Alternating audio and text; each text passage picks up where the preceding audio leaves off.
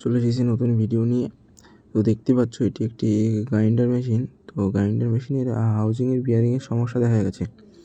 তো আমরা 4টি নাট খুলে দেখব যে বিয়ারিংটি কেমন পজিশনে আছে। তো দেখতে পাচ্ছ এটি খুলে গেছে। তো দেখুন এখানে বিয়ারিংটি প্রচুর পরিমাণে ঘুরছে। তো বিয়ারিংটিকে আমরা প্রেশার মেশিন দিয়ে শ্যাফটটিকে বের করে বিয়ারিংটিকে চেঞ্জ করার চেষ্টা করব। তো এখন প্রেশার দেবো মেশিনটিকে শ্যাফটটিকে বের করার জন্য। তো শ্যাফটটিকে প্রেশার দেওয়া কমপ্লিট। এবার একটু হাতুড়ি দিয়ে বাড়িয়ে দিয়ে বিয়ারিংটি চেঞ্জ করার চেষ্টা করবো। শ্যাফটটি পুরো বেরিয়ে গেছে। এরপরে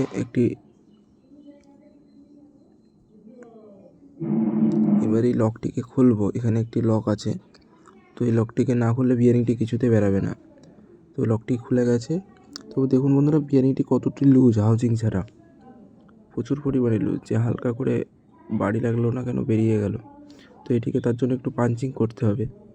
তো হাউজিংয়ের ভিতরে আমরা পাঞ্চিং করে নেব।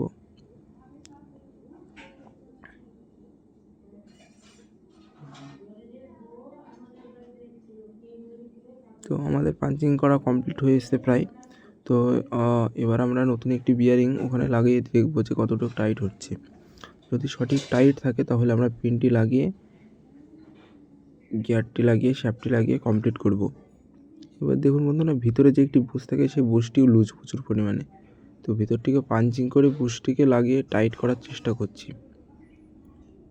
এখানে অবশ্যই বুশটিকে টাইট রাখতে হবে এবং বিয়ারিংটিকে টাইট রাখতে হবে, না হলে কিন্তু পরে সমস্যা হতে পারে।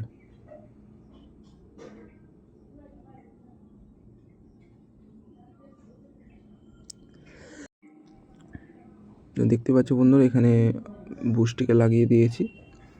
বুশটিকে লাগানো কমপ্লিট হয়ে গেছে।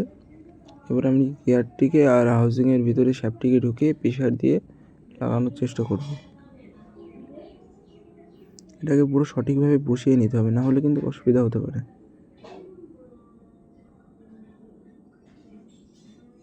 দেখুন এটিকে এখন প্রেশার দেব। এই যে দেখুন প্রেশার দিয়ে কমপ্লিট, শ্যাফটটি লাগানো কমপ্লিট হয়ে গেছে আমাদের। এবার আমরা এখানে হাউজিংটি ফিট করে চেক করব।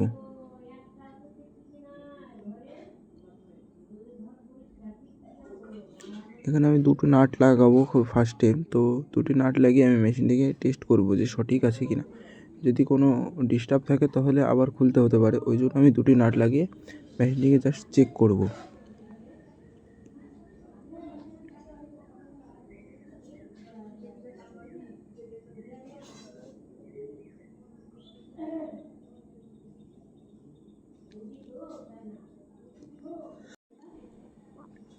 তো দেখতে পাচ্ছেন দুটি বিয়ারিং লাগানো কমপ্লিট, দুটি না।